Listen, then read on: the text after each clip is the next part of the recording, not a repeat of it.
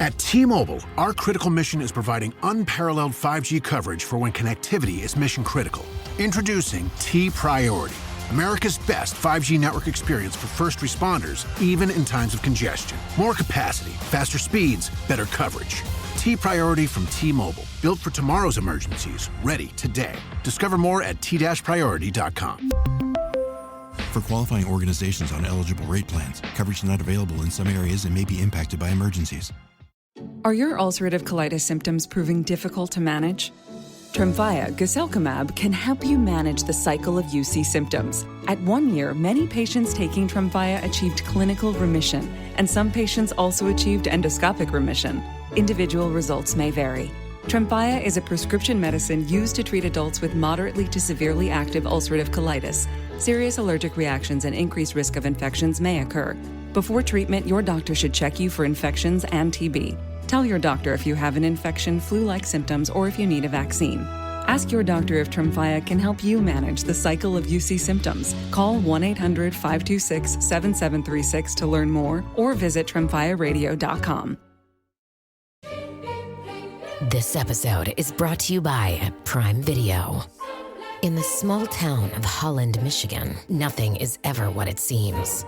Behind the tulip festivals and pretty houses lay dark secrets that threaten to tear a marriage apart. Nicole Kidman stars in this darkly twisted thriller about a wife and mother whose quest to uncover her husband's secrets may get her more than she bargained for. Holland, streaming on Prime Video March 27th. This episode is brought to you by Honda. Introducing the all-new, all-terrain Honda Passport Trail Sport, the most off-road capable Honda Passport Honda has ever dreamt up. The Passport features increased ground clearance, roof rails on all trims, and available specially developed all-terrain tires. And you'll stay comfortable with tri-zone climate control and available features like heated and ventilated front seats and a panoramic moonroof. Learn more at honda.com/passport. Experience a progressive lens engineered with AI from Essilor, powered by individual measurements of your visual behavior. A lens personalized to you by an Essilor expert. Discover Verilux XR Track and enjoy instantly sharp vision in motion and seamless transitions from near to far. Find your local Essilor expert today at Essilor.com.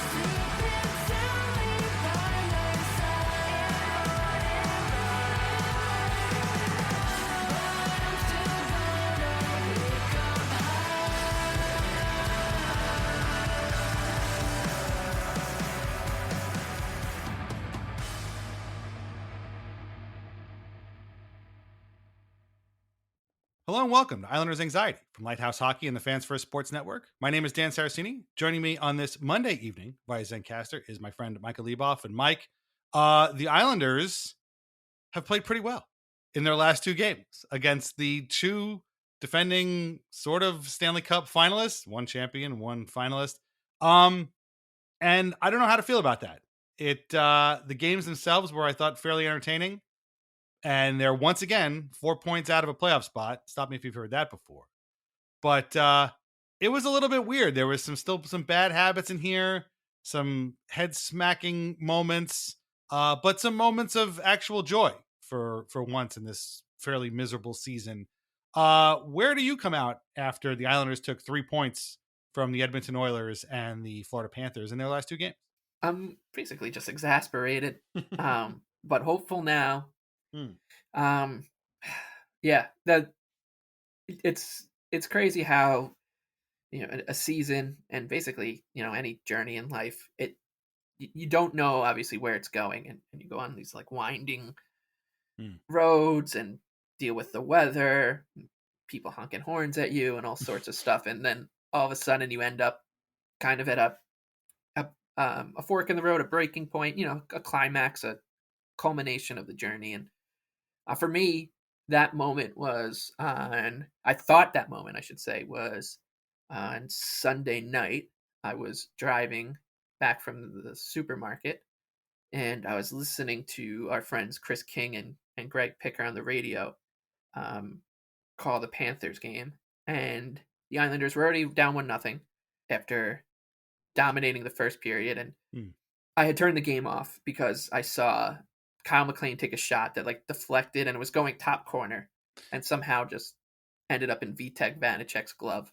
Right. And I was like, you know what? They're not scoring in this period. I have to go run an errand at some point, and I want to be back to, watch the rest of the game if I want to have enough time to watch the rest of the game if it's worth it. And I was on the drive home, and I hear them calling the end of a Panthers power play, and you can tell by the way that they're any broadcaster, right? Like they're calling, Chris King is calling the end of this broadcast power play, that it sounds like, oh, the Islanders are about to kill this thing off. It's dwindling. Panthers are not in a dangerous situation. And then all of a sudden he kind of just goes, oh, and that just went in. And I was at a red light, which is important to note in this story, because I kind of just like leaned back in the driver's seat of my car, and like my hands came off the steering wheel, and I like kind of just looked up, because in that very brief moment, I was like, I cannot wait to hear the explanation for this goal because of how just, laid nonchalantly it ends up in the net. And they're trying to figure it out, and we deduced that it hit off of Sasha Barkov's pants. Yeah. Yeah. Like fluttered over Sorokin's head. It seemed like his back or shoulder at first. The broadcast kind of went like more that way, but it was definitely off of Barkov's body somehow. And it lobbed over Sorokin's head. Yes. That is like the 8th or 9th goal this season against the Islanders really? That has lobbed over Ilya Sorokin. I played a lot of soccer growing up, and I played goalie, and it's the most helpless feeling in the world when someone chips you or a deflection, and just the angle is going over your head, and it's going to land in the back of the net. Right. But that's in soccer. That happens. It happens a couple times this season because they play with a ball. They play with a sphere. They're playing on grass. They're playing with their feet. It's not really supposed to happen in hockey. Maybe once a season to every team is fair. You can say, that's going to be the weirdest goal of the season. But it's happened to the Islanders like 3-4 times in the last 3 weeks. Yeah. And a lot of other times. I remember a goal from a couple of seasons ago where it hit off Noah Dobson and his like stomach from like the hash marks, and then lobbed over Sorokin. And so the point of this long-winded story is that I'm sitting at that red light. I hear that, and I just shut the game off. And I thought, that's the end of the journey. That's the end of the.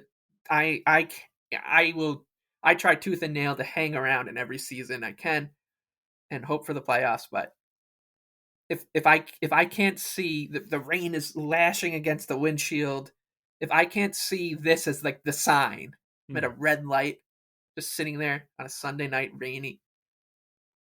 They're trying to figure out how this puck goes in. Like if the hockey gods are showing me this, obviously, that this is it. Like, pull the plug, dude. Go live your life. For the rest of that like 6-minute car ride, I came to peace with it. I was at peace. That's it. Season's over. A lot of my evenings just opened up from now until the middle of March, middle of April. Right. That's not the worst thing in the world. Eat dinner, do the dishes, check the score. Yeah. 3-2 Islanders. I'm like, what? And so it's not like I should have been so happy about it, right? Like, oh, the Islanders, that's my favorite hockey team. They're having a great comeback against the defending Stanley Cup champs. They're not giving up. Right. But I didn't have to go back and erase all that. I had to go back and erase the coming to peace with the season being over and giving up on it. And I had to take all the emotional baggage that I lifted off of my shoulders to come to that moment. The header goal from Will Cooley, the blowing the lead to the Blackhawks. Max Tsyplakov scores on opening night. The Utah Hockey Club scores 20 seconds later and then wins in overtime. I had lifted all that baggage and I threw it out the window on my way home. And now I had to go back in the car, drive down this hypothetical road, pick it back up, put it in a sack like Santa, and then hurl it right back over my shoulders. And here we are, Tuesday night. Like, I'm back in it, and I got it all with me. I got all these demons on my shoulders going into Pittsburgh.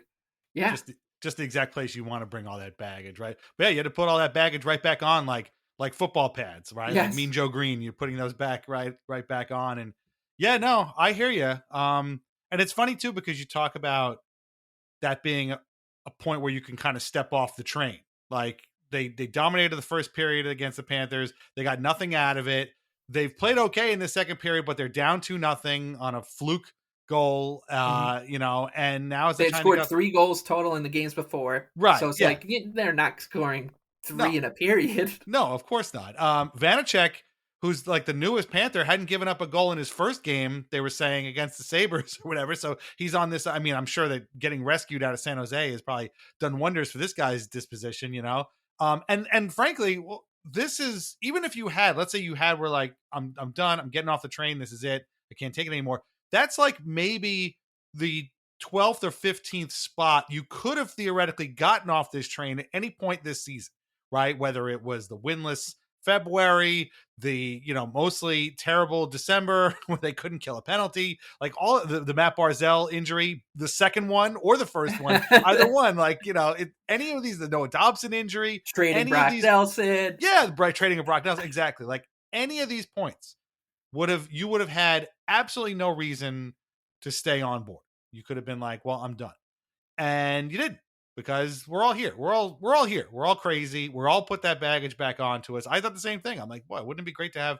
I was talking to a friend of mine at work today, and I was like, you know, once the Islanders season is over, I don't have to like watch them anymore, and I could just put a game on my computer and then watch something else, and I could just have it on just in the background, and it'll be like freeing. I could watch a lot more shows. I could play more video games. Like I could do anything, but I don't have to pay attention. But now, because of these 3 points, we're still stuck paying attention. It's just so funny to me that we were just here talking last week about how this team is perpetually 4 points out of the playoffs, and here they are, still 4 points out of the playoffs.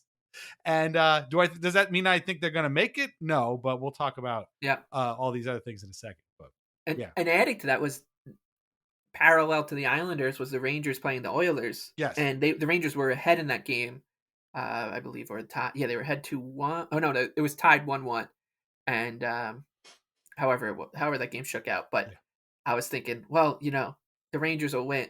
They'll obviously win this game, and the Islanders will lose. And I can't look myself in the mirror and stick around. And it was so freeing for that 47-ish minutes of not caring about the Islanders, the 2021, 22, 22, 23, 23, 24, 24, 25 Islanders for like the first time in 5 years, to like just completely separate myself from them.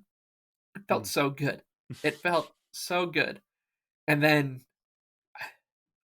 but at the same time, I'm so happy. I'm thrilled to be back. I'm like, that drive home, I felt terrible. It's like what I would give to just care about this game on Tuesday. I would give anything. Right. Yeah. And here I am, and I'm like, God damn it. Yeah. I don't want to care about this game.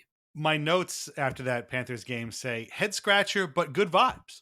The vibes after that game were great. And in fact, I think the highlight of the whole week was Noah Dobson. We're going to talk a lot about him in a few minutes.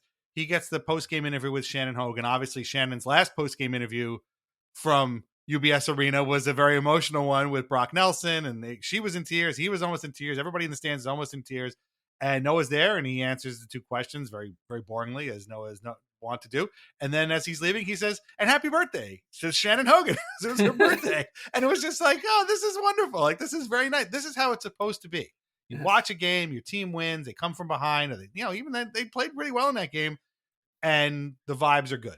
And, everybody's having a good time. Everybody's friends with each other. You're telling the intermission lady, happy birthday. And it was just very, very nice. And you just wish that, it wasn't March 16th. And you wish that it was a game in November, and the vibes were high. But that's all I was thinking about in that first period. I was like, man, this would be an amazing first period to be having on November 8th. Right. Yeah. We can build off of that. That's a game you can build off for the rest of the season. Yep. Yeah, that's also the face of Johnny O, Noah Dobson. So congratulations to Noah. Yes, big endorsement deal. That endorsement picture definitely didn't make me really mad and start thinking, oh well, this is why Right.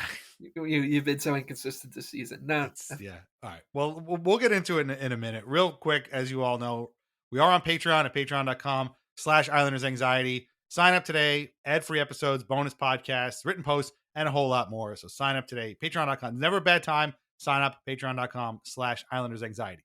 Okay, we're going to talk about the Panthers game. I also want to talk about the Edmonton game before that. Frankly, I don't think we need to talk much about the Kings game on Tuesday. You probably already all forgot about it. They lost 4-1. They didn't play that well. 2 goals got called back. 2 Anders Lee's goals, by the way, got called back. And I went to sleep after the second period, and I woke up and didn't miss anything. So that's your recap of the LA Kings game. You went to sleep as well. I'm assuming everybody who's listening to this went to sleep after that second period when it was, I think, 3-1 LA. And I was like, forget it.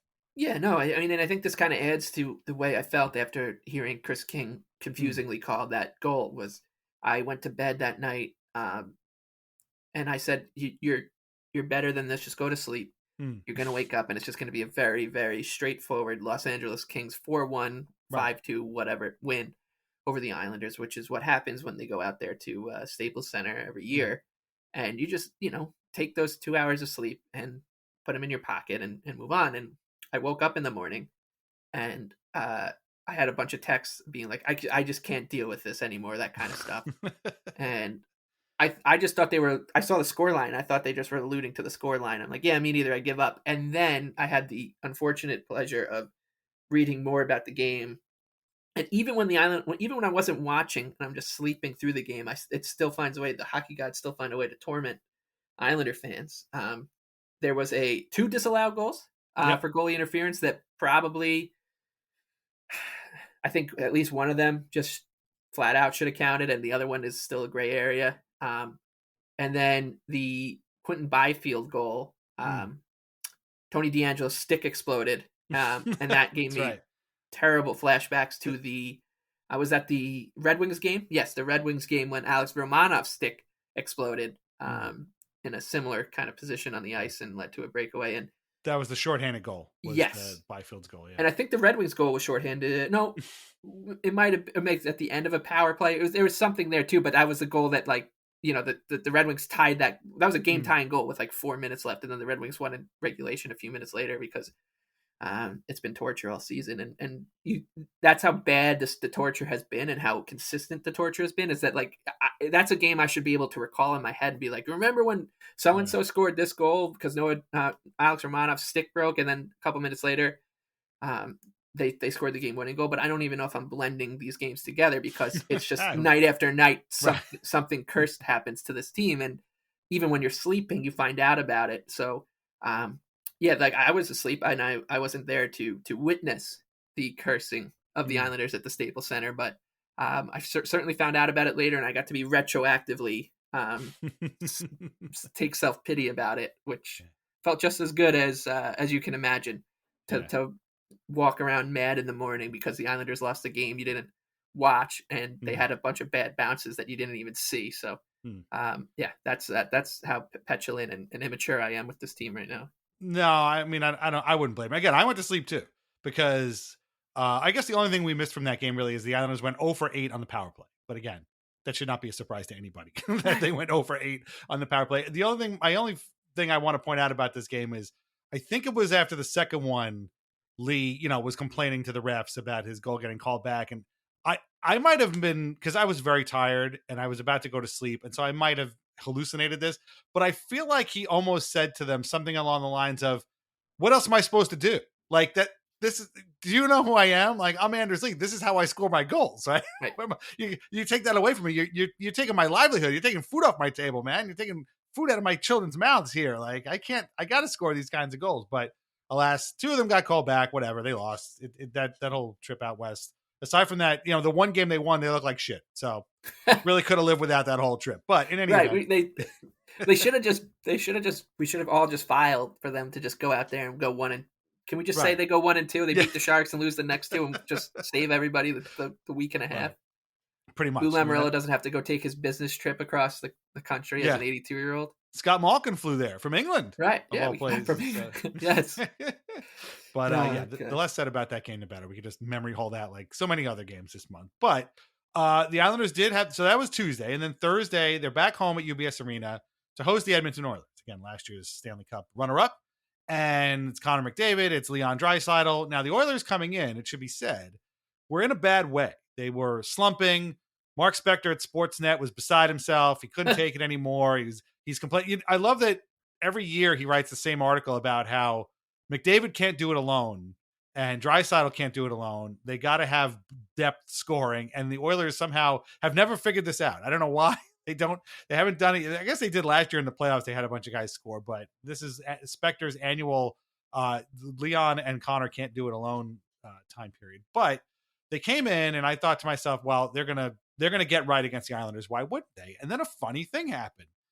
It was all Islanders in the first period. Shots were 17-6, but Sorokin stood on his head, gave up nothing. This is almost kind of how the Panthers game would play out 2 nights later, but for whatever reason, the Islanders decided not to play the first period.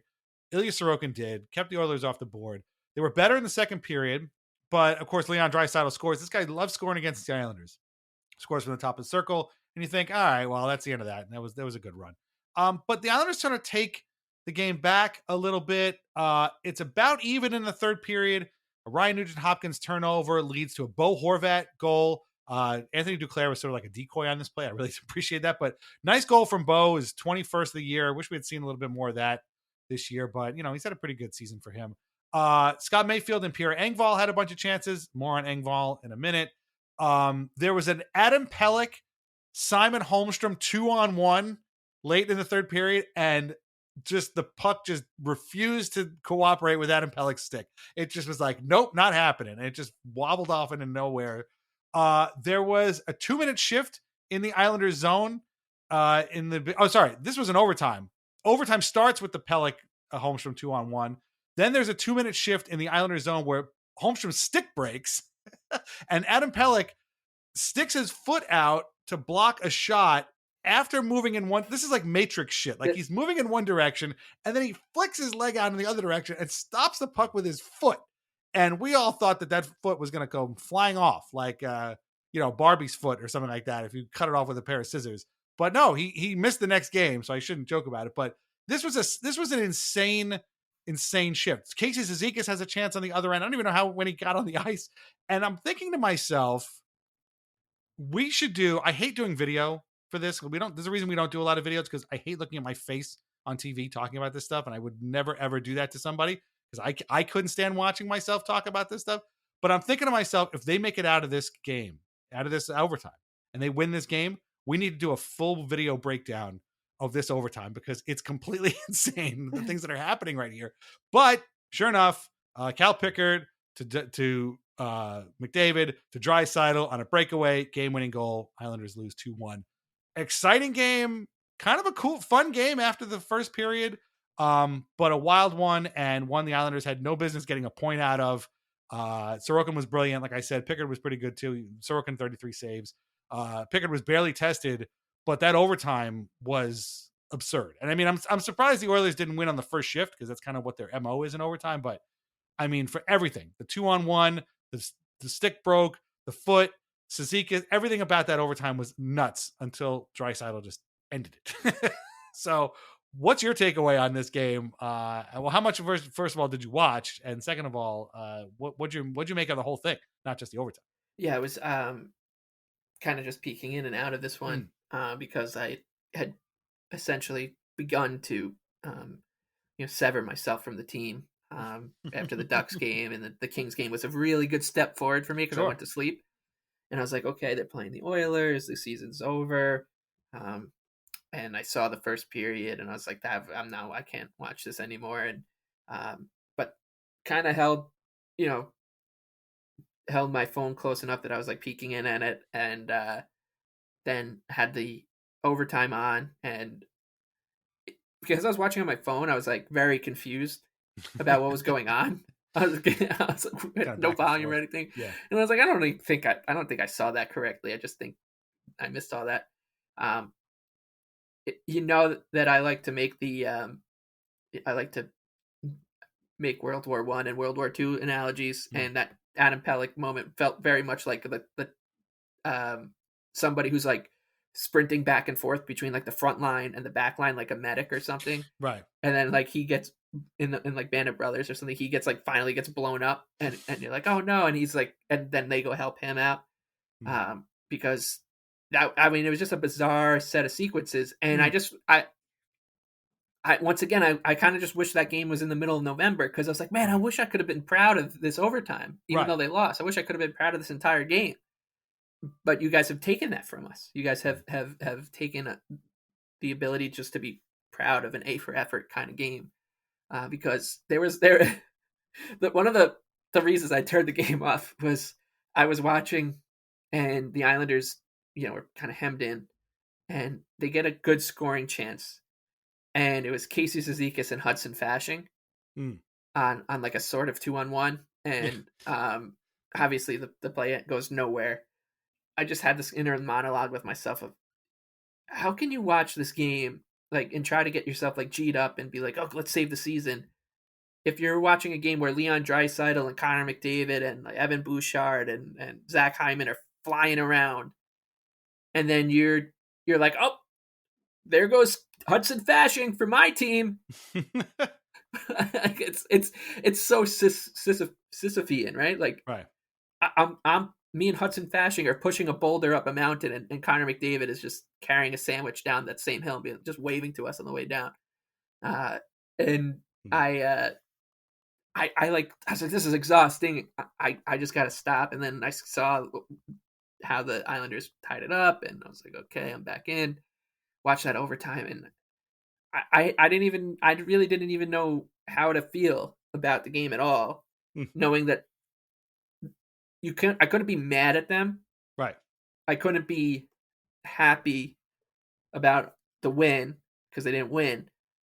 So I was just in this weird emotional purgatory of, I'm just going to kind of pretend this didn't happen, and we'll see if it counts when they play the Panthers, who beat the Oilers in the Stanley Cup final a couple months ago.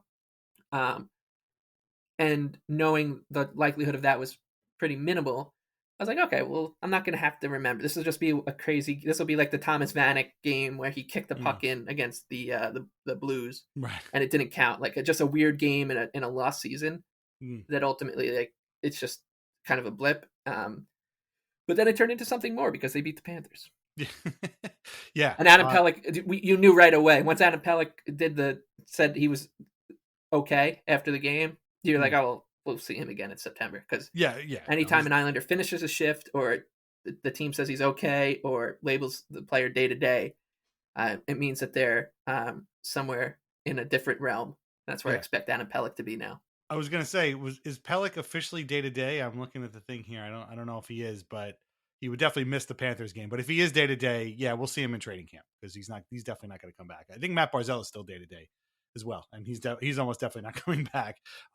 It's also funny, again, this never fails. You go right to the World War I analogies, and not only did I think it was right out of the Matrix, but to me, when I think of Adam Pelech, again, moving to his left and then immediately flicking his leg out and moving to the right to block the shot with his foot, I immediately picture a panel from the early Spider-Man comics, like the Steve Ditko sort of Spider-Man comics, where he's got, like, one panel he's moving one way, the next panel he's moving the other way, and there's like all kinds of sound effects and smoke going off somewhere. That to me was what Adam Pelech did there. The fact that he even got it with his foot is really, like, that's some, like, pretty good targeting right there. I mean, it's one thing to, like, throw your body into a puck, but to actually get the puck with your foot is really something special. And I hope that his foot is in at least one piece.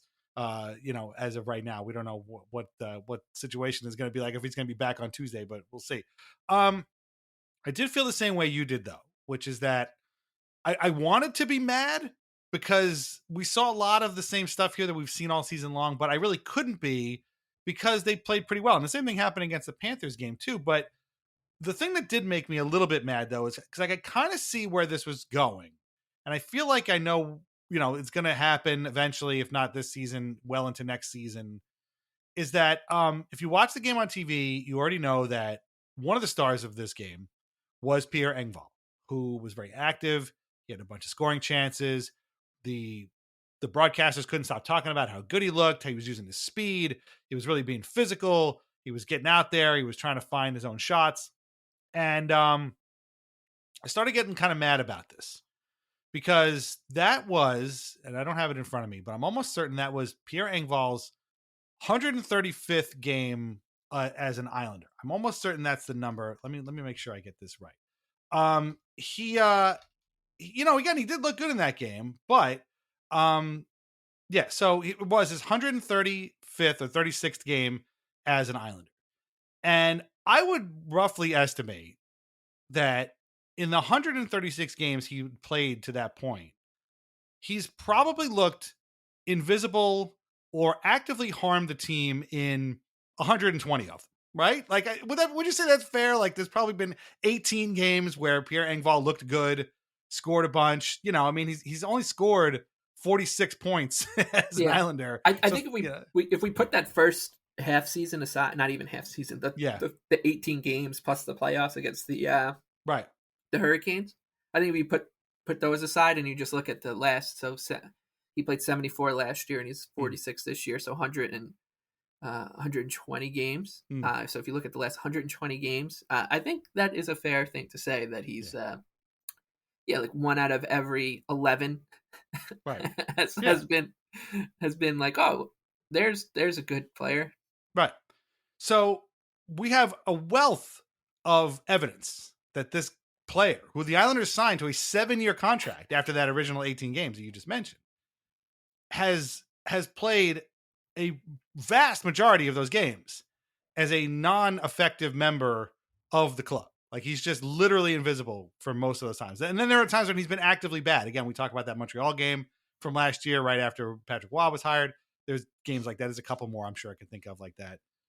And so now, he had a good game against the Oilers. Had no points, by the way. This was the good game. He had no points, and he was just visible. He was skating. I think he had a couple of hits or something. I don't know, whatever it was. And the thing that drives me nuts is, and the reason I say I can see where this is going is because we know what happens next. We know that he's going to go back into hibernation, and they're going to be like, well, remember that game that Engvall had against the Oilers? Boy, he really looked good. If they can get more games like that out of him, they might be okay. They might have, some good depth pieces here. You know what thinking like that gets you? It gets you 7 years of Pierre Engvall. That's what that kind of thinking gets you. Like, oh yeah, he's going to turn the corner. This is it. Maybe he can really use this as a springboard. A springboard to what? To another 7-year contract? It's March. Where was the springboard in November? We've said this now 3 times in this episode. Like, I have no time for Pierre Engvall having a good active game against the Edmonton Oilers in March. Like, this doesn't do anybody any good. Maybe it does Engvall some good. Maybe you get somebody to trade for him over the summer. But that kind of pissed me off too. And I'm going to get to another guy in the next game too that kind of did the same thing. But the more they kept talking about how good Engvall looked, the more mad I kind of got at the whole thing, because I just know what's going to happen. He's going to be penciled in next year for a regular spot, and he's going to go 25 games without a point.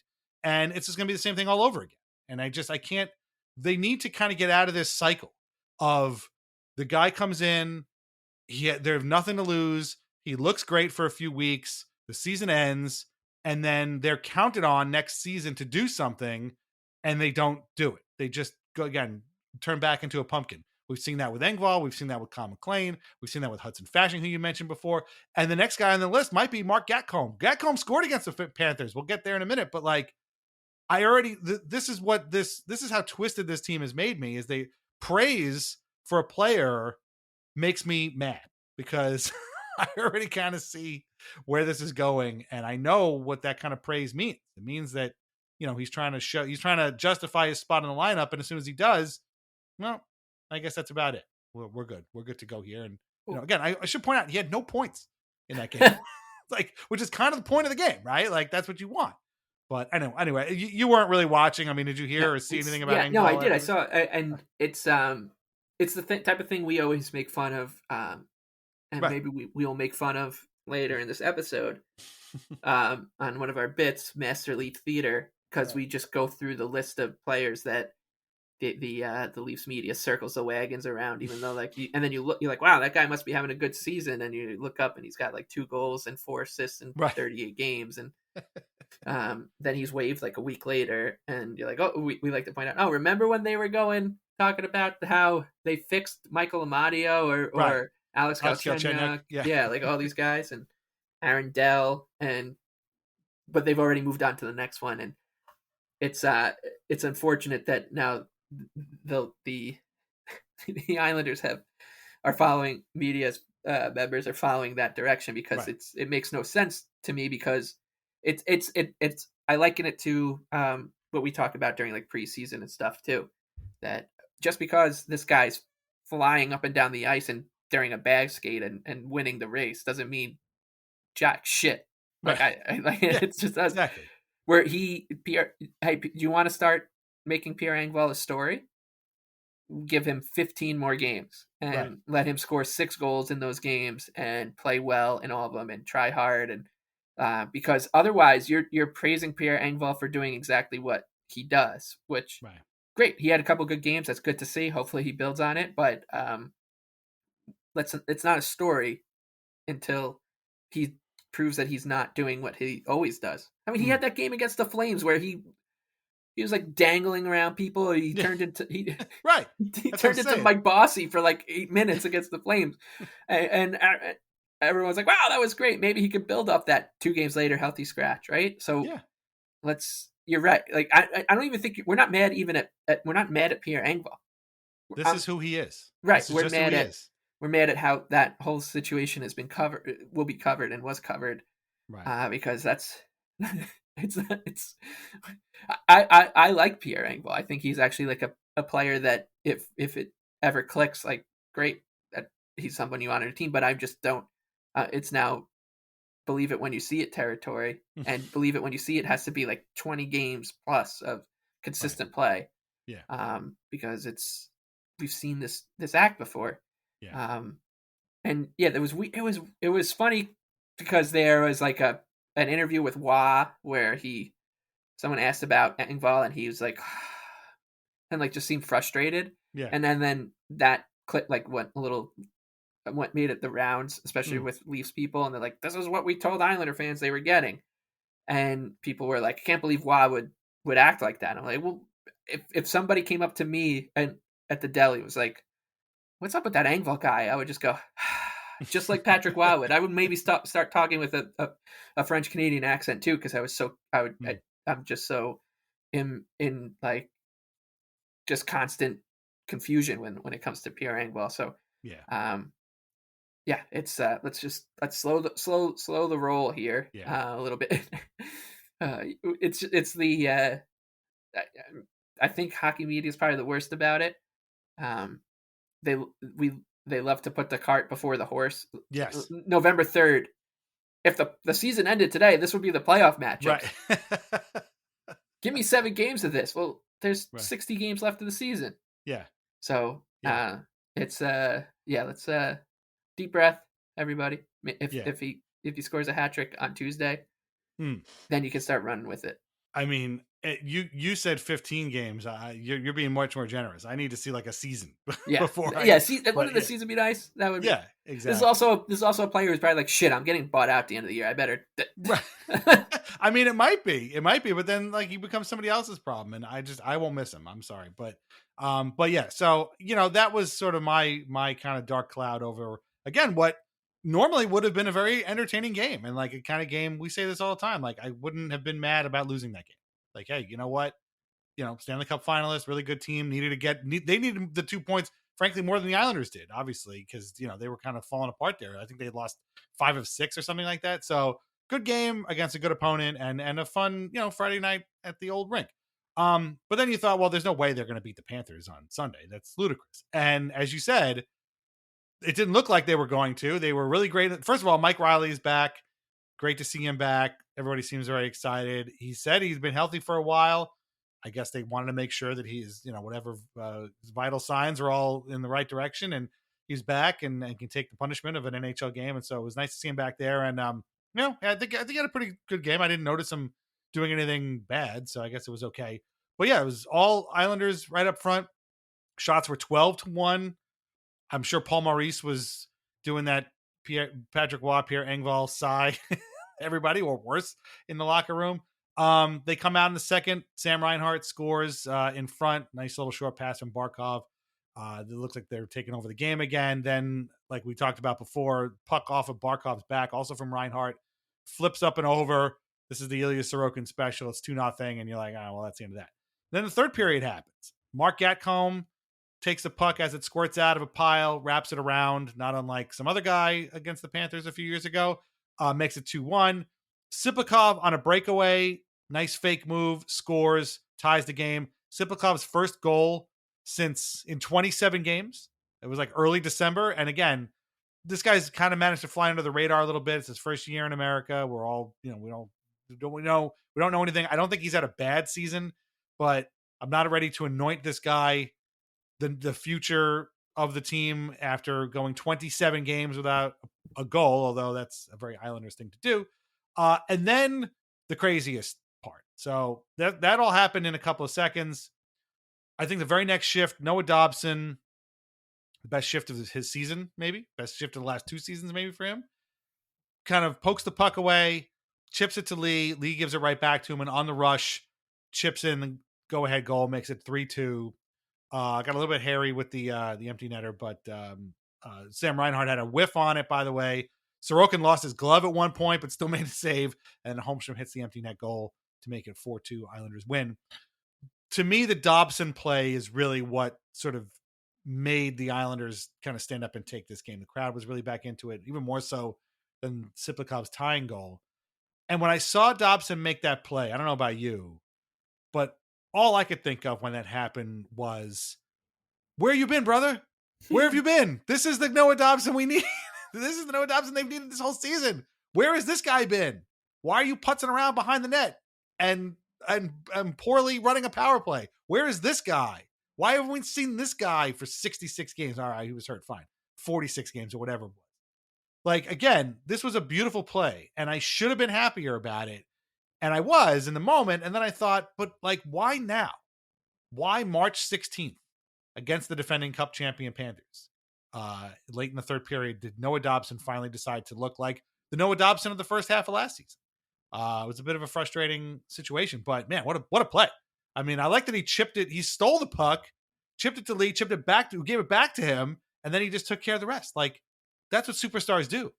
And, a superstar defenseman on this team changes everything. And they had that last season, and now they don't. And so, great play by Johnny's pitchman, Noah Dobson. But one I wish we had seen again. I know I keep harping on this. Back in November, if you put 4 more plays like this, we're talking about a very different season here. So what'd you make of this third period? I mean, we talked about the first 2, but like this third period, I mean, well, you barely saw it. You said you tuned in when they were tied, right? Or was that what you said? Yeah, I was just sitting there, looking at my phone and seeing the score update, and I was like, I'm just gonna keep washing dishes, and saw the 5-on-6 and sweat through that until the empty netter. But a lot of it was crazy. To me, the weirdest part of this entire period wasn't the Dobson play, but it was the Tsyplakov goal, because when that pass got made, like the Islanders broadcast, like went 3 full frames before it showed who it was going to. So when that pass was made, I was like, oh, this is an icing. And then there's Tsyplakov behind the net, at the blue line, charging the net and scoring. And when I saw it was him who scored, if you had asked me how many goals this season he had, I would have said like 4 or 5. It was more than that. But I thought the goals were a lot more evenly spaced out. No. I did not realize that it was that long for him without a goal, but it would make a lot of sense because this team had just went 3 straight games where they scored 1 goal. And there was a point where, I think it was before the game, somebody asked Patrick Waugh, like, why are you switching up the lines or something? He's like, because we score 1 goal a game. And it's just been fun to truly watch this man's spirit break and really become an Islander. He just, I wonder if he can even associate with his former self, like the Stanley Cup winner, charmed existence, Patrick Waugh. Like, can he even tap into that anymore? Yeah, seriously. Because this team takes that from you. So, this game, to me, it's just, I don't know what it means, because is it the best or worst thing that's going to happen to me? Because I would love for the Islanders to stick around in this playoff race and give me a reason to watch beyond Tuesday. I mean, Tuesday's a huge day. We'll get Yeah. into it at the other half, just even if you just poke around the outside, the out of towners. And I would love for that game to the Islanders to win that game so that Thursday or whenever they play next matters. And but at the same time, if they don't, I'm just gonna be mad that I have to now go through that entire process of unloading all that Right. baggage again and just getting rid of it and cutting ties with this team and just looking forward rather than looking back. And I would love that. And at the same time, because it is a burden to carry around being an Islander fan. Like you can tell somebody's an Islander fan in the street. I saw someone walking with an Islander hat today, and just like an Islander knit cap. And I thought to myself, yep, that is an Islander fan trudging along, because he's probably thinking the same thing I am, which is like, do I want to talk to myself all day today about the path to the playoffs? Patrick Waugh said they had to be like +7 or +8. Yeah, which I loved. Yeah, this team. You mean the team that always goes 12-4 in the 16-game sample? They just have to do that. That made me mad too. Like, dude, what are you talking about? I almost appreciate it, because I'm like, I like when they say that, like when they actually spell it out what they have to do, rather than, oh, we're not going to give up, we're a resilient group, we you guys are the ones who are giving up. I mean, Mitch Marner always does this in the media. He's like, we don't listen to what you guys say. Like, you're the guys who are doing that. And like, just be honest and say like, yeah, it's a tough road ahead. And I did appreciate that he's like, this is literally what we have to do. This is what you're rooting for as fans. You don't have to like, spell it out in your head and make yourself sound crazy when you say to your friend, you text them like, oh man, if we just win 12 out of 17, we're in. And because the coach said it, but so I appreciated that. Oh, and we would be remiss, actually. Sorry. The best part of this weekend was not the Islanders winning, but this isn't true actually. So there's two great parts. Obviously, the best part was Mike Riley coming back. That was great. The other part was, and you can find a lot of good content about Riley's return around, so check that out. But my favorite part was a Polish Islander fan, and I'm very sorry for butchering this pronunciation. I will do my best. Mikolaj Wojcik tweeted that he went to the Oilers game. That's right. Yeah, I heard about this. First Islanders game live, first goal, first point, no win. Nothing's going to destroy me this day. One of the greatest moments of my life. Thanks to Tout66, who's Pavel Tauter, who I guess works for the Islanders. And come on, like that is it just makes it when I saw that, I was like, you know what? Screw me. Like I'm getting mad. Like this guy had the time of his life coming to watch the Islanders score one goal against the Oilers and score one goal for the third straight game. And he's just been watching. He's apparently that to continue it. And these tweets are just unbelievable. He tweeted before the game, he met somebody. Do you know who he met? He met one of his idols. No. Oh my God. I'm going to blank the name and then I'm going to give it to you to drum up the suspense. It was an honor to meet blank, the legendary voice from Isles Radio, Chris King. Wow. Yes. Oh, I got to meet Kinger. That's actually a rare thing. I spent many nights with his voice until TV transmissions were available in Poland. So this gentleman, first of all, wearing Tim's too. So true New Yorker here. Just comes over. He's got it looks like a Matt Barzal jersey. Yep, Barzal. He comes over, and I'm both thankful and upset that I was not in the room to see this man meet his hero, Chris King, because I feel like I would have understood exactly what that's like, because as someone who's watched a ton of overseas sports, like I love some like Australian commentators, Australian sports journalists, and English journalists and radio people, right, and broadcasters. So I understand exactly where he's coming from. But to see the smile on Chris King's face in this picture, and this guy meeting him, but the best part of this entire picture is that Chris King is wearing a stopwatch around his neck.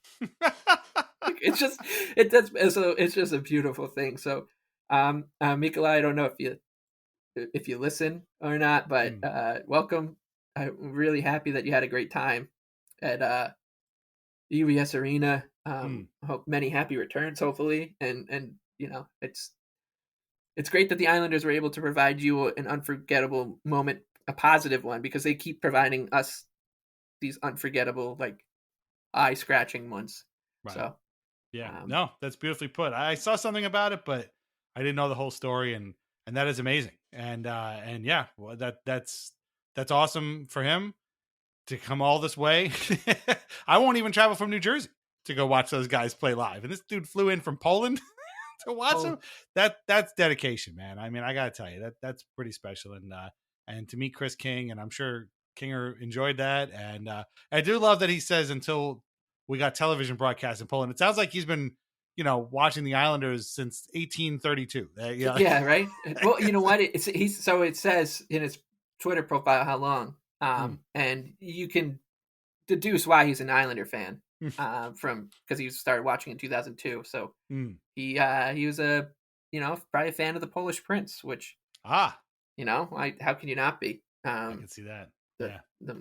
Still the most handsome hockey player of all time to this day. Like you still can't take the title off him because Mariusz Czerkawski's getting more handsome every time he shows up to UBS Arena. You're like, God, dude, it's a little bit ridiculous. Save some for the rest of us, please. Right. Like, this is unbelievable. And I mean, if you're coming back, you should definitely let them know, because I think Mariusz will come meet you. That would be amazing. Yes. The one last thing on Mariusz, which the annoying part is, there's been like Radek Martinek. I didn't think was a very handsome gentleman when he played for the Islanders, but he's now become handsome, which is fine. Like, I don't care if you do that, like you go that route. Right. Josh Bailey, I think, did it too. Like, he just got increasingly more handsome with like every season. Czerkawski's not fair because you already were a really, really good looking player. Right. So just go, gain some weight or do whatever. Don't get more handsome every alumni night. Which now that I think of it, there hasn't been one, has there? No. Okay. And also I'm going to say that probably not playing for the Islanders has probably had something to do with some of these guys getting better looking. Yes. As they age, where they don't have to worry about Rick DiPietro blowing a goal or whatever, or a 3-goal lead or something like that. So I think that might have something to do with it. But yeah, no, it was a wild week. I mean, again, these games would have been a lot more fun if these points meant something. I guess they still do, but my prediction for next week, and we're going to talk about the next upcoming games on the other side, is that the Islanders will lose a couple, they'll win one, and they'll be 4 points out of the playoffs the next time we talk, because that has seemed to be in their MO lately. But we'll go into those games. And as Mike said before, we're going to get into a little Mass Leaf Theater. It's been too long. So meet us on the other side. Thanks. And now a word from our sponsors. First is always VintageIceHockey.com, where you can get t-shirts, hoodies, jerseys, and more featuring over 100 classic hockey logos. Vintage Ice Hockey now carries a full line of Islanders Anxiety merch featuring our blue and orange brain logo, as well as our Al Arbor and the Island shirts. And as always, our portion of the sales go directly to the Center for Dementia Research. That is VintageIceHockey.com. Try wines from the Pinot Project. They offer a Rosé, a Pinot Grigio, and a Pinot Noir that was named a Top 100 Best Buy by Wine Enthusiast magazine. All are delicious, priced at less than $15 a bottle, and available at local wine shops and at UBS Arena. Learn more at thepinotproject.com. Please drink responsibly. This episode is brought to you by Progressive Commercial Insurance. Business owners, meet Progressive Insurance. They make it easy to get discounts on commercial auto insurance and find coverages to grow with your business. Quote in as little as 6 minutes at progressivecommercial.com. Progressive Casualty Insurance Company. Coverage provided and serviced by affiliated and third-party insurers. Discounts and coverage selections not available in all states or situations. Today, the beverage aisle looks a lot different than it used to. America's beverage companies are working together. We're delivering the options everyone wants. In fact, nearly 60% of beverages Americans buy have zero sugar. You'll find more variety than ever, including more of your favorites, now available with zero sugar. You'll also find more sizes and clear calorie information on the front of every can, bottle, and pack. We know when it comes to finding balance, the more choices, the better. This episode is brought to you by Global X. Since 2008, Global X ETFs has been committed to empowering investors with unexplored, intelligent solutions. Global X specializes in exchange-traded funds that offer exposure to the artificial intelligence ecosystem, including themes like data centers, robotics, semiconductors, and cloud computing. To learn more about Global X's entire suite of ETFs, from covered calls, fixed income, emerging markets, and more, visit globalxetfs.com. Are you a forward thinker? Then you need an HR and finance platform that thinks like you do. Workday is the AI platform that helps propel your organization, your workforce, and your industry into the future. Workday, moving business forever forward. Revolutionize your cooking with the Tefal Infrared Air Fryer. Watch as your food crisps up through a large lighted window and delight in faster, crispier, and juicier results with no preheating, thanks to Tefal's advanced infrared technology. Discover the future of cooking and bring innovation into your kitchen by visiting Tefal.com. Okay, so as we've said, the Islanders have 3 games coming up this week. One on the road, that is Tuesday night, the day you're listening to this, in Pittsburgh at a 7 o'clock start against the Penguins. And then they're home again for 2 games. Thursday night, 7:30 against the Montreal Canadiens. And then Saturday at 4, very weird start time, 4 against the visiting Calgary Flames. I'm sure that 4 o'clock has something to do with the NCAA tournament, but I don't know. Congratulations, St. John's, by the way. My alma mater finally won the Big East for the first time in 1,000 years. Yeah, so again, I said it before. I'll say it again. I think the Islanders are probably going to win one of these games. They don't beat the Canadiens very often. Don't forget the Calgary Flames were the first team to play the Islanders at UBS Arena. Walked out with, I think, a 2-1 win or maybe a shutout. I'm not even sure. And, you know, but I think they could probably beat the Penguins in Pittsburgh. It's not a scary place to play there anymore. And the Penguins and Canadiens are both chasing, theoretically, the same playoff spot that the Islanders are right now. You know, the Flames are actually pretty good. They're pretty solidly in a playoff spot, but the Canadiens and Penguins are definitely going to be. I mean, I don't know. The Penguins, I guess, are kind of out of it. I don't know what I'm talking about, but they're never quite out of it. They're kind of like the Islanders. They're never going to pretend like the season is over. And you know they would love to just fuck up the Islanders, you know, fake playoff push here. What do you make of these 3 games here? I mean, what do you expect to get out of the Penguins? They're pretty lousy, but Rickard Rakell has 30 goals this year, which I kind of found a little bit surprising. Why is he still here? Why didn't they trade him? I'm sure there's a story. I'll tell you what, actually, I was going to bring it up. They didn't trade him because Kyle Dubas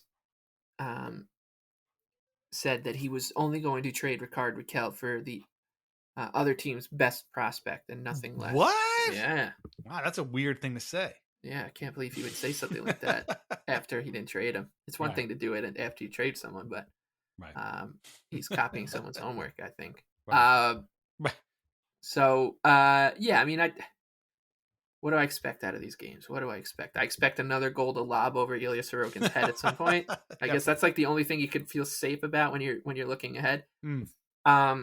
What I don't know what to expect. What I want is that Thursday game against the Canadiens because of the opponent, because of the Islanders coach, because of the venue. It's at UBS Arena.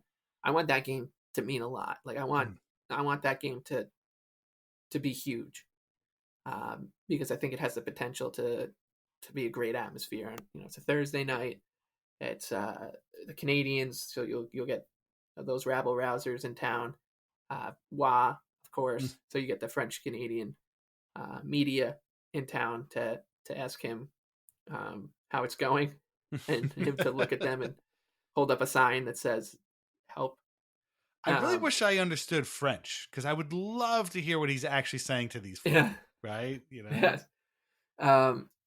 So that's what I'm hoping for. I'm hoping that, like, you know, that game really matters. But Tuesday's the first really horrifying day of the season in quite some time. Because if you look at the whole slate, as you said, like the Islanders are perpetually 4 points out of the wild card spots. So And the only team that was in action that's really mattered to that equation tonight was Columbus, and they lost to the Devils. So by the time puck drops on Tuesday, the calculus will have changed. The Islanders, I feel like you can kind of exclude the Bruins from this conversation because they're tied with the Islanders with 2 more games played. So if you look, Blue Jackets, Red Wings, Canadiens, Rangers, those 5 teams are separated by 4 points with the Rangers in the pole position, and they also have the tiebreaker over everybody as well. So the Islanders are really actually they need to catch up to the Rangers by 5 points. But all those teams are in action on Tuesday night, and none of them play one another. Actually, not the Blue Jackets. The Blue Jackets played tonight, but every other, the Red Wings, Canadiens, and Rangers are all in action, and nobody plays one another. The Canadiens play the Senators. I think the Red Wings play the Capitals, and the Rangers catch the Calgary Flames traveling on a back-to-back, of course. So that's a good break for them. So and the Islanders, of course, play the Penguins. So it's a night where at the end of the evening, the Islanders could just truly be in it again. Like they could truly be in it again, or they could just be completely done if they lose. The Rangers win. I can finally pull the chute for once and for all again. Right. For the 18th time this season. I can pull it once and for all. One thing I did not know, and I don't know if I still don't believe it's true, even though it's been verified by a lot of people, is like the Islanders are 9-2-1 in their last 13 games at UBS Arena or something like that. They've got some crazy home record of late. So that's good that their games are at home. It's good that Sorokin's playing well and all that. I know this one's in Pittsburgh, but after that, I think they have 4 in a row and at UBS. And you look at the just the schedule generally, I think you can make an argument that this is probably maybe the second softest stretch of the season for them. When you look at a bunch of games in a row, they had that one where they had Buffalo and Seattle, Montreal at some point in a row and didn't really do much with that one. But Pittsburgh, Montreal, Calgary, Pittsburgh away, and then Montreal, Calgary, Columbus, Vancouver, all at home. The Islanders should be favorites, or close to it in all those games. Maybe they're not favored against Vancouver. I don't know what the schedule situation's like for that one, and they're all spaced out, right? There's no back-to-back here for the Islanders at all. So a win against Pittsburgh, and all of a sudden you're like, wow, they could rip off something here. This is the time to do it. But frankly, I don't know if I want to feel that again. No. Well, and it also guarantees that they're going to lose a couple and end up 4 points out of the play. It's just, no, you're right. They could be right back in it, but how many times could they have been right back in it? And part of me feels stupid for even saying that. It even feels even dumb for me to even think this, because they really should be planning for next year, but they're going to keep on going. They don't stop. And so, even though the Rangers now, don't get me wrong, I would love it for the Islanders to be the team that knocks the Rangers out of the final playoff berth. But we're not talking enough about how the Rangers were one of the best teams in the league for the first 2 months of the season and are now clinging to dear life for this last playoff spot. But like you said, I don't know. I almost don't even want them to. I just don't even, and we can't root for losses. We've said that before. I will never do that, but I don't know, man. I don't know how to feel about this. And the fact that it's the Penguins and then the Canadiens, who they never beat. It's just gonna make for a really weird. Now, fortunately, I can't watch the Canadiens game because it's my daughter's school play. So she'll be doing 42nd Street, and I'll probably be, checking our messages, our group chat or whatever, the NHL app. But we'll have to see. But yeah, that Penguins game is pretty terrifying. I don't like it. Yeah, it's just Tuesday's a terrifying night, and it's on one hand, it's nice to have a night like that. One more night at least guaranteed. For the season this late into it, because a week ago I was like, well, the next time I'll feel that is in October. So, and I was fully into Schadenfreude mode, just almost to the point where I was like, all right, I gotta retrain myself to root for the Detroits and Columbuses of the world to make sure the Rangers don't get in, and now I have to recalibrate, and I think that's the best way to almost look at this little I don't know, pathetic playoff push by the Islanders here, is I'm almost looking at it as, let's just get the Rangers out. Let's do what we have to do to just make sure the Rangers don't get in. Yeah. And if that means we have to be the ones to get the wild card spot, so be it. But that's almost how I'm looking at it now. Yeah. Crushing losses tonight, by the way, for both the Blue Jackets and Bruins. Bruins lost to the Sabres. Like, at least the Blue Jackets lost to the Devils. But so it's getting a little gross out there. And I don't know if any of these teams really want this thing. So that being said, like Mike said, I mean, a win here, 2 wins here could put the Islanders right back in it. And then you'll know the Islanders are officially back in it if you start seeing people go, oh my God, what are the Islanders doing here? Really? Really? Right. Yeah. Like Paul Bissonnette's going to go off on a whole thing. Get the Islanders out of there. We don't want them there. We don't want you there either, pal. Like, what can I tell you? So we'll have to see how it goes. But I don't know. I don't know whether to look forward to these games. I'm looking forward to the afternoon game on Saturday. That's always fun. Play our expansion cousins, the Calgary Flames. But again, it feels like they never beat the Flames, and it feels like they never beat the Canadiens. So, but then again, they did beat the Predators this year. So maybe times are about to change. We'll see. But yeah, then the next week, things don't get any easier. Columbus, Vancouver, and then they go to Tampa and then Carolina. So if they're going to do it now. But I don't think they're going to do it. No. We shall see. Okay, there you go. Your mileage may vary. If you're excited for these games and are hoping that they get back into the playoffs, well, more power to you. We hope that they do exactly what you want them to do. And if you're hoping that they lose these games and can again focus on the draft, well, we totally see that too. So, but they're gonna play them whether we want them to or not. So we'll have to see how it goes. But it would be funny to beat the Penguins though, because then they always get mad when the Islanders beat them. So okay, we have teased it long enough.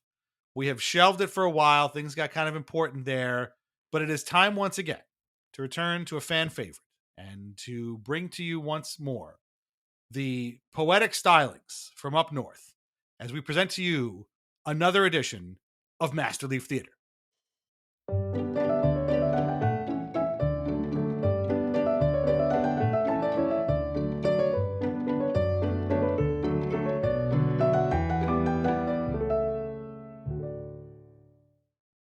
And Mike, things right now are not going so well for our beautiful boys in blue and white. They won today against those Calgary Flames, but they were not wearing blue and white. They were wearing green and white because it's St. Patrick's Day, and they were wearing their St. Pat's uniforms. But prior to that game, the Leafs struggling a little bit. They lost to Ottawa on Saturday or Sunday. I think it was Saturday. And every time, the Leafs losing to the Senators is kind of like the Penguins or Rangers losing to the Islanders. Like, they don't like it, right? They get all mad about it. They had lost to the Panthers before that. They had lost to another team before that. And so things were starting to get a little bit funky. And one guy who's finally starting to feel the heat is, in fact, head coach Craig Berube, the former Islander, the former Weird Islander, in fact, Craig Berube. And it's possible that his workmanlike style might not be meshing perfectly with his high-powered players. And one guy who noticed this is a favorite of ours, one Scott Wheeler. And you found a perfect tweet to kick off this edition of Master Leaf Theater. So will you please tell us about it and then read the tweet in your own style? I'm very excited to do that. And yes, welcome back to Master Leaf Theater. It's really good to be back here. It's been a while, and we've missed a lot. Since, it's like there's a writer's strike, and we're like, oh well. By the way, lots happening.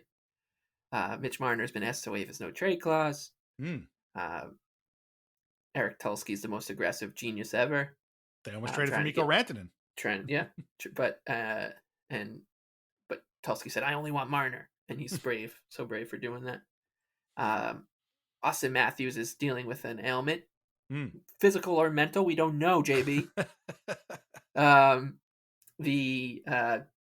The defense is showing cracks, which is, who could have saw that one coming? Right.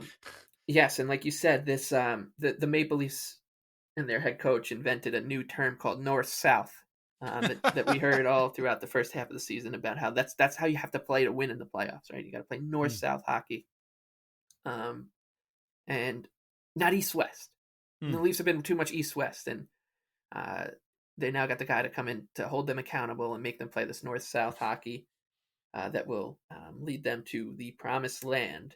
And it was going great for a while. The Leafs were spent a lot of this season in first place in the Atlantic Division. Frankly, I was tired of it because most of it was basically down to the goaltending being really, really strong. They seemingly, one thing I've noticed about the Leafs, and tonight is Monday, is they play every Monday night because of the new NHL Amazon deal. Oh, and right? They win every Monday night because they play really hard when Amazon's in the building. That's really yes, yeah, every Monday. But yeah, they finally hit like a true skid, and they timed it with they timed it pretty poorly because two of the losses came to the Panthers and the Senators. The Senators are red hot. They're 6 points back now of the Leafs, but they had won to pull themselves within 4. That the Leafs got beat up by the Panthers a bit. Sam Bennett was crashing the net, and everybody was talking about how the Leafs need that guy. Meanwhile, the Lightning are just really good this season. So the Leafs and the Lightning are tied on 83 points. But for the most part, the Leafs, they were in first place. So nobody was upset, but all of a sudden, a little skid happens, and the biggest genius out there, Scott Wheeler, told everybody what kind of a genius he was. But he's a humble lass. So he said 2 days ago, so that would be after they lost to the Senators, "I have sat on this because people have been gung-ho, but I think it's time. The Leafs have been poorly coached this year. Craig Berube's team lacks structure and identity." Yeah, Scott, I think you sat on this because the Leafs were in first place for most of the season.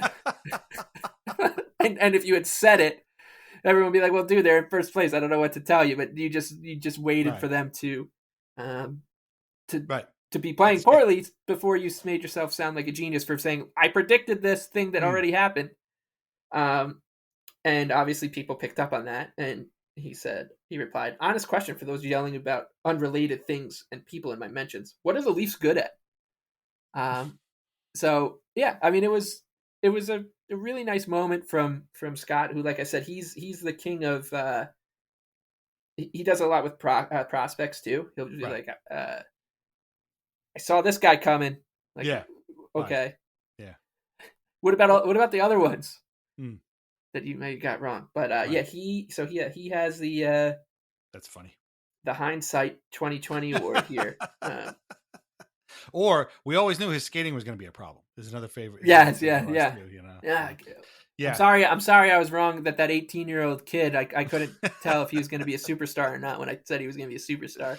That is funny. But no, I do. And he wasn't the only person to have called out Craig Berube too. I saw a few other people be like, "Is he the right coach for the job?" And then I forget where it was. Somebody was like, "Well, you can't fire him because then it means, the players aren't right and the core is not right." And it's like, oh man, like it's pretty crazy. Again, I'm a little bit mad that they're winning right now because this is going to seem a little bit weird tomorrow. But no, it's okay. We needed to, and like you said, like it's him and Jonas Siegel. Those guys are still upset about the Dubas thing, and then Keefe. Keefe was obviously Dubas's guy, right? So this is him. He's grabbing his tie knot. He's at the microphone. He's grabbing his tie knot before he makes an announcement to his assembly and says, "I was right all along." Even though I didn't say this before, I didn't make this prediction before. You kind of had to hit the deadline for a prediction like this. I was right. So we talk a lot about the prospect grifters, prospect perverts. We all know who they are. If they were like legitimately a group and they had like a coat of arms, that's what the coat of arms would say. That would be their mantra. "I was right all along." Like that's what they'd say at the top. "I was right all along." And there'd be like some pencils or something, and like a 4-quadrant thing. There'd be like a bunch of pencils, some charts, just a guy being like, "I was right all along," because that's kind of what they do. No matter whether it's good or bad. There's a classic tweet from God, it was one of the chart slingers. I think it was the ineffective math one. And it was pertaining. Shea Weber had just retired, and there was a bunch of people like celebrating his career, and he's basically said, "I wish that I knew now what I did back then when I said that this trade was a terrible trade for the Canadians when they traded Subban for Weber, because then I would have totally been right." And everyone's like, "Yeah, man." Right. I don't know what else to tell you. and like other people were like, "Yeah, me too, man. I wish like my bottle was like a little bit sharper and I had better tools back then." Like, That's really funny. That's really funny. Oh my god, they'll just never get it. Again, these guys, and also like for as far as the professional liars go, their coat of arms would be things changed over the last 24 hours. Right. That would be one phone call can change things. Yeah. And their slogan, their Latin motto would be they're grinding through negotiations. And however the Latin translates after that. Right. It's We're going to get into some negotiation talk in a little bit, but I'm glad you mentioned Jonas Siegel because, and the Scott Wheeler tweet obviously was a perfect way to kick us off here. And this leads us right into some other locker room upheaval. And this story comes to us courtesy of Jonas Siegel at The Athletic.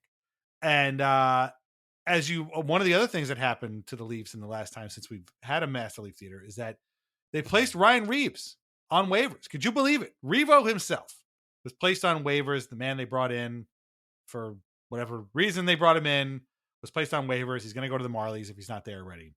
And but that's not good enough for Jonas Siegel. Jonas wants you to know that losing Ryan Reeves out of the Leafs dressing room is actually kind of an important thing, even though he hadn't played since God knows when. And so he writes a thing at The Athletic that's title is, "As Ryan Reeves joins the Marlies, the Maple Leafs lose a major dressing room influence." And the lead is amazing. You're going to love this, right? He says, "Knowing that his on-ice role with the Toronto Maple Leafs was shrinking, Ryan Reeves decided he had to do even more off of it to still have an impact in his 15th season."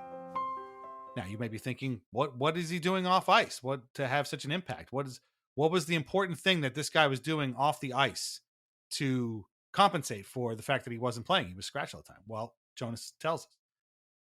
"It's why Reeves shared a primary party planning role for the Leafs alongside Mitch Marner, even if the job could be a nightmare. Quote, it's just hard to plan on this team because nobody wants to make a decision," Reeves told me after practice last month in Calgary. "And when somebody makes a decision, somebody else has something to bitch about. And that's just how it goes on this team. Somebody else will have to step into that role now." Like, I am not an NHL beat writer. I've said it many times. I could not be an NHL beat writer. It requires too much work. I'm far too lazy and far too stupid to do that role. However, I know for a fact that every single team has a party planning guy. So most of the time it's the captain. Sometimes it's not. There's a guy who does this, just like the DJ, just like the cut up, whatever. Every locker room has this guy. But for some reason, Ryan Reeves being that guy makes him special because he's the Leafs guy, as opposed to the other 31 guys that do this for teams that are the Leafs. This was the thing that made me think we got to bring back Master Leaf Theater because it's been a long time. Because this is perfect. It's absolutely perfect. They're gonna need to find some. I love that him, Luke Fox, Jukebox, and the other guys, they always have that one line right after the end of the lead that stinger. They got to get the stinger, and you can feel that when they're writing it, like when they hit the period at the end of that sentence, they're like, "Ooh." Take a handkerchief out and like wipe the perspiration off their forehead and be like, "I can't wait for the editor to Christopher Nolan, the Inception noise." Yeah. Start. What's the medal they gave children's books? The Newbery Medal that when you went to the Scholastic Book Fair, it's like this article's gonna get a Newbery Medal. But this is my favorite part about this was Jonas Siegel when the Leafs signed Ryan Reeves was besides himself. Man, and he, you know what? I give him a little bit of a pass because he was still grieving, as he said in his article. That was definitely not about him being upset about Kyle Dubas getting fired. But yeah, he went on radio, and you can find on TSN's YouTube channel from the day that they signed Reeves the title of the video is Siegel on Reeves signing. I just don't get that at all. But yeah, it's as you said, this is classic Leafs theater, because it's the type of thing where every something that every team does gets treated like a north-south hockey, for example. That term all of a sudden became like a radio fodder for months on end when Craig Berube got hired in the beginning of the season. Did that look like north-south to you? Well, were they going straight? Were they going towards the net and back? Yes, that's north-south hockey. Gotcha. It's just a mechanism that they have where they just can't get out of their own bubble to realize that if they had if Jonas Siegel, if we just said, you know what, you go cover the Utah Hockey Club today, walk into that locker room and say, hey, do you guys have a party planning guy? And I say, oh yeah, it's Colsey or something, right? Like there, he's over there. Oh, okay. Yeah, see, they have them too. Just like every other team has a Nick Robertson. Every other team has a goalie sometimes that plays well and sometimes it doesn't. They also have head coaches who say stuff like north-south or didn't like his game. The one thing, and this is, we're in the background, we're working on another project, Maple Leafs related. But this is a spoiler for said project, and it's from our friend Luke Fox Jukebox. The one thing I don't know if other teams do is have every single player apparently do their interviews shirtless and then have a beat writer write about it. But this is like I said, this is a down the line thing we're working on because Luke Fox Jukebox has now, I think, gotten through 8 different mentions of a Maple Leafs player being tarps off while speaking to them. So we're working on that. So that's the one unique thing about the Leafs, I will say, is that they have that going for them. But the party planning guy and Revo not being on the team, it's tough. But I'm glad Jonas has had his full circle moment. I really thought that article when he had sent it was going to be like a scathing indictment on him, but nope. It turns out that he was just talking about his happy hour club. He's the culture guy at the office. Hey, let's go get a Guinness or something after work. Right. Well, and here's one other thing from the same article about the same thing. And again, this is basically just what we just said. Every team has this guy, but to the Leafs, only they have a guy who does stuff like this. So Jonas writes, though he didn't play much this season especially, Reeves loomed large as a personality on the ice, the bench, in the room, everywhere else the team was together. Reeves was a constant source of energy, enthusiasm, and positivity, a true connector of his teammates. He was someone who tried to bring the room closer. Dude, he's not dead. It was why Leafs general manager Brad Treliving signed Reeves to a 3-year deal on the first day of free agency in 2023, even amid mounting evidence that Reeves could no longer contribute much on the ice. The room was quiet, or so Treliving had heard. Reeves would change that. He did. That's the sentence. He did. Again, bam, that stinger. Got him. There's also a great line in there, in that first passage now too, that just hit me, that this is really a pretty scathing thing about how these guys are all just wet blankets. Like Reeves is like, nobody makes decisions and they all bitch about it when you do make one, when we decide where to have our parties. Sounds like a good group of guys. Then, as Scott Wheeler says, it's the coach's fault here, right? It's definitely not the players that have failed to win a playoff round in like 7 of 8 years, despite being among the best players in the league and highest paid. But yeah, it sounds like a really fun place to walk into. So I will never forget though, and I'm glad that Jonas brought that up when they did sign him and Reeves did his first press conference on Kipper and Bourne. Reeves talked about how he was going to go in there and be the guy on the aux cable and the party planner, because he's heard it's a quiet room. and Bourne and Kipper and the crew were just like, man, Like that sounds like these guys really, I don't know if they don't get along, but like they sound like kind of just like losers. And I'm just sitting on the other side like, yes, this is what we've tried and been saying for 5 years. You just needed Ryan Reeves to come in and say that, yeah, no, these guys are a bunch of wet blankets and I got to come in there. Like you need to pay somebody $1.75 million a year on a 3-year contract to inject some sort of enthusiasm into an NHL hockey team that is good. Right. Nobody's going to sit around and be like, maybe the guy who was captain all these years might not have been the right one to do this. So I found the thing that you had sent me before, and this gets to the shirtless thing. This is from Luke Fox Jukebox, and it fits right in here with, again, everybody does this.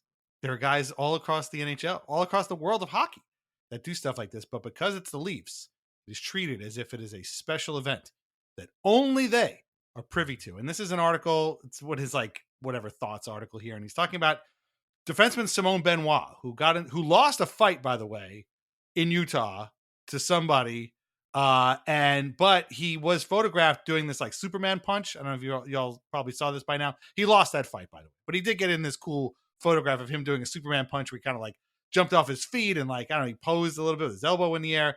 Anyway, Luke Fox writes in his thoughts thing about Benoit. He writes, during Monday's shirtless post-game scrub, after Benoit had posed for one of the most legendary hockey photos of all time, a Leaf staffer accidentally turned on some dance beats that began pumping out of the team's portable speaker. Benoit started grooving to the music mid-answer, then kept going. So, the headline is, young man dances to music. Wow. Shirtless. Yes. Very special event. Only at the Ford Performance Center, yes, folks, can you get this kind of stuff. Oh man. Once again, there's got to be an editor on the other side. It's like, what? I don't think there is. Why does this guy keep saying that these guys aren't wearing shirts? I don't know. Yeah. I mean, do a search for like Luke Fox tarps off. I swear to God, you'll find a bunch of different stuff. Listen, I don't know if I told this story before.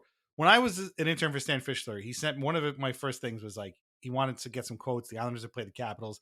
Go to the Capitals side, get some quotes, just stand there and listen to what they're saying and write it down. Okay, great. So I go over there, and as I see a group of reporters standing around a Capital, and it's Adam Oates. I immediately recognize him. He's a famous guy. He was a big-time player at the time. I'm like, oh, there's Adam Oates. I'm going to go stand over there.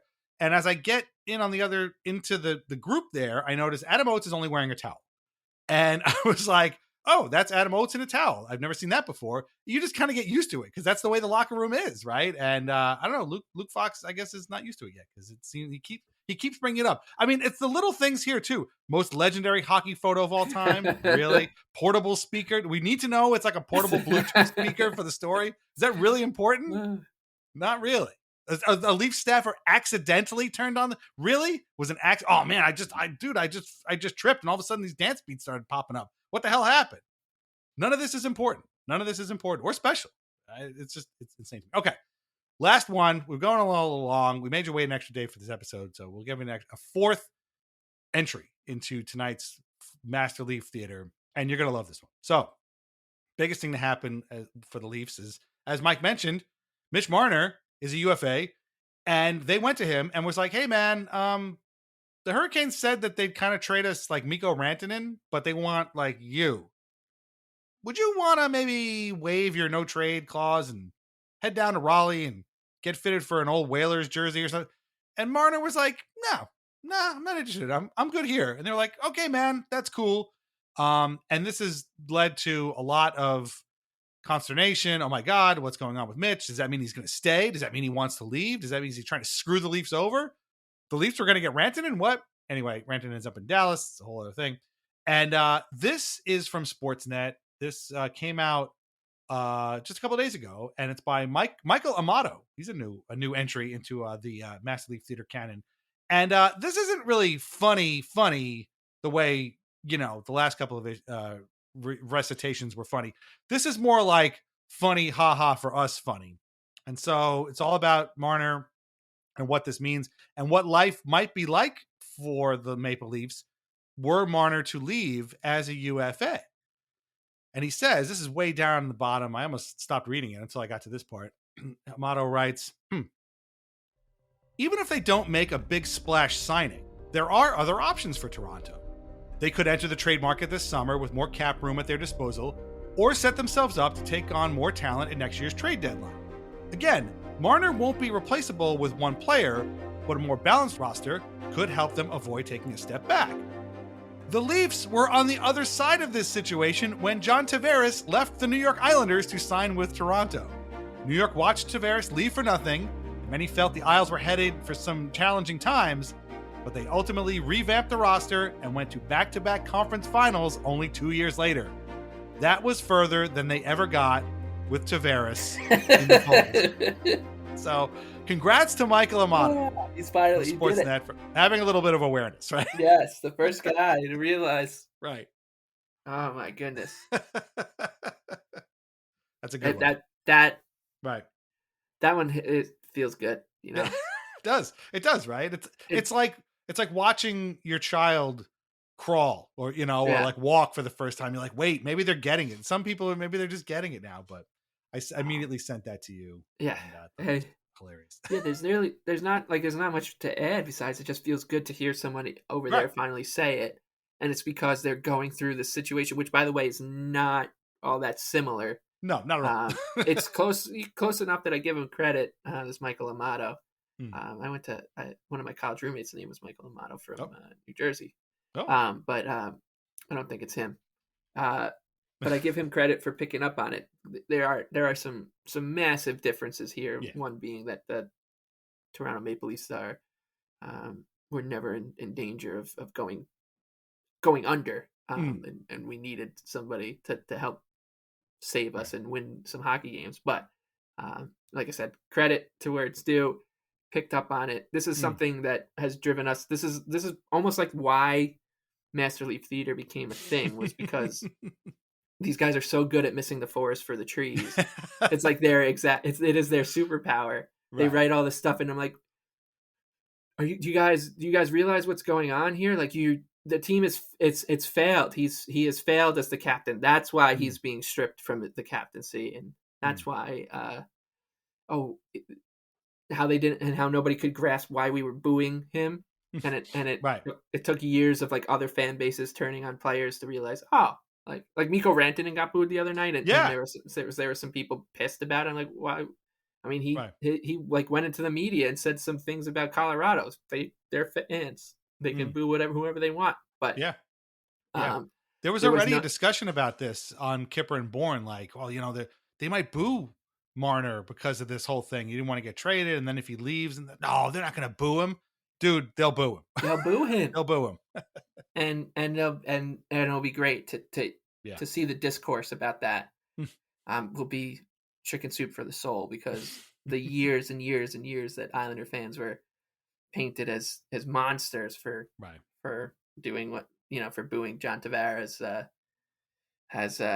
we'll finally start to feel some comeuppance. Of course, like this is predicated on Toronto falling on its face in the first round or the second round of the playoffs again. So there's still a lot of work to be done. This is just another kind of step forward for us here at Master League Theaters Studios as we try to achieve our ultimate goal. But this was a big moment. This was like a moment where the generals are looking around the map and they're like, maybe we just need to retreat.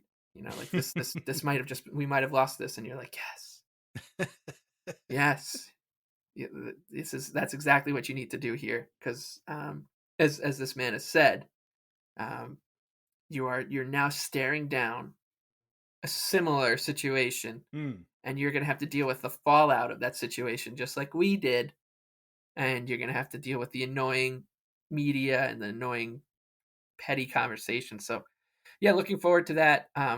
It's nice to have an entry like this into the Master Leaf Theater canon, where, like you said, it's not like you don't have to explain the joke. We don't have to like dress it up or gussy it up with anything. It's not dripping with drama. Right. It's just like matter of fact, and hopefully smacked a couple people across the face. And I was like, shit, that's right. we are looking at that. And and as you said, they picked up on this on Kipper and Bourne too, like they were talking about it. So we're heading down the right path here. A lot of work to do, but we're heading down the right path.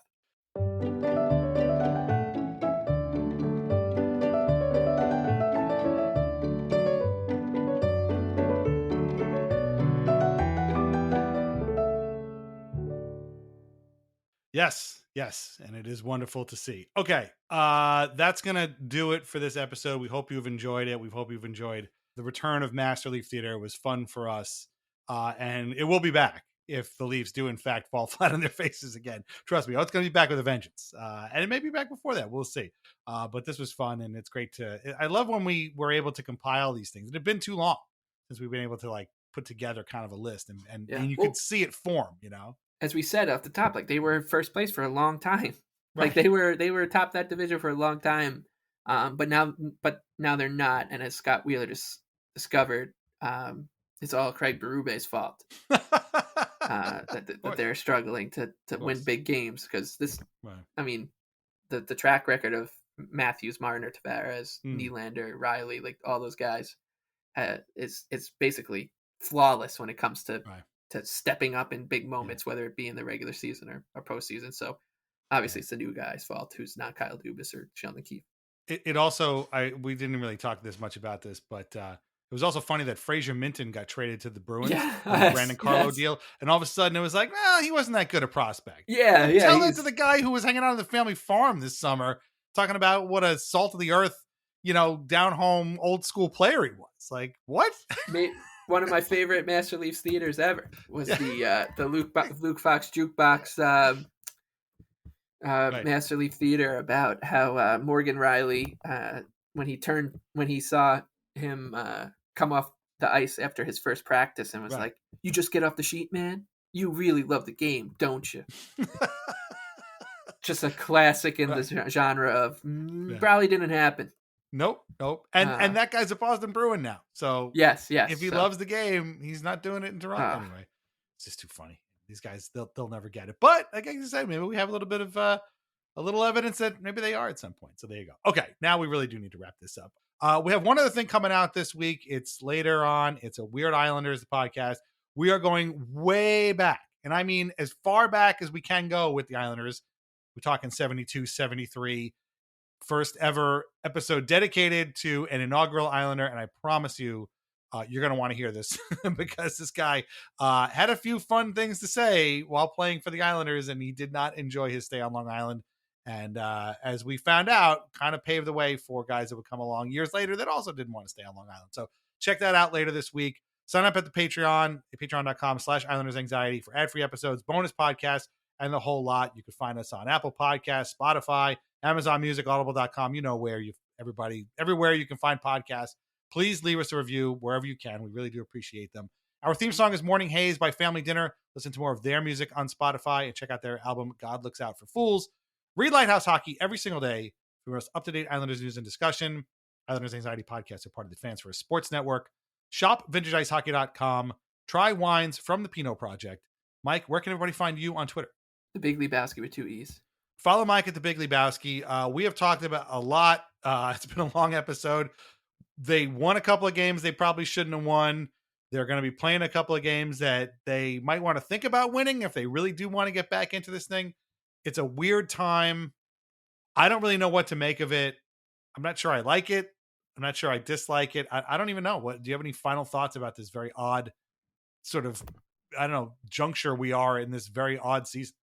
Yeah, I like you said, I think it's a complicated place to be because of where we've been with this team, and I think part of what we like to do as an Islander fan is like take these complicated feelings and spell them out and put them out there so that folks hear them and say, yeah, this is exactly what I was thinking, and I felt bizarre to think that way because you're not supposed to think that way about a sports team. They win a game. It's supposed to be pretty black and white. You're either happy or you're sad if they win or lose. It's very results based. But the Islanders are right now in a business or in a position where their wins just make you feel confused, and their losses just kind of make you just feel down. And it's And it's going to be that way again on Tuesday and maybe Thursday. And I'm just hopefully by the time we talk next, after these games have all settled, there is some we finally know how to feel about the Islanders after they win or lose a game, and we can, and it's good because it would have only taken 70 games for us to get to that point. I was going to say, wow, wouldn't that be a change of pace? Yeah. 70. It would only taken 70 games this season and basically all of last year. So yeah, it's man, I don't know. This is way too much work. It's way too exhausting, way too much work. But we will be here, and we will be back next Sunday. No more of these Monday episodes. We're back next Sunday with a regularly scheduled episode of Islanders Anxiety. I think we have one more Monday episode maybe later on this season, but right for the time being, we'll be back to Sundays, thankfully, and we'll figure out. We'll discuss what the Islanders do this upcoming week. All right. Thanks a lot. Don't forget that Saturday game is at 4:00. All right. Thanks a lot for listening, and we'll talk to you soon. Bye-bye.